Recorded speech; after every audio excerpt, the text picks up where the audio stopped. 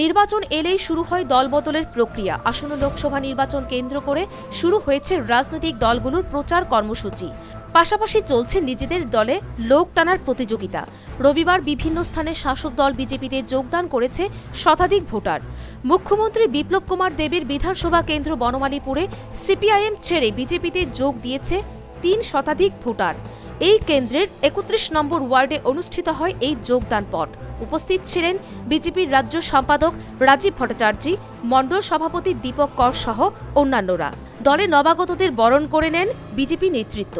এদিকে চরিলাম বিধানসভা কেন্দ্রেও একই দিনে অন্যান্য দল ত্যাগ করে বিজেপিতে যোগদান করেন ২ শতাধিক মানুষ। রবিবার সন্ধ্যায় চরিলাম বিধানসভা কেন্দ্রের অন্তর্গত উত্তর ব্রজপুরে এক উঠান সভার মাধ্যমে বিজেপিতে যোগদান পট অনুষ্ঠিত হয়।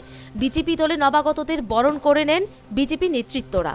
Bureau report, news vanguard.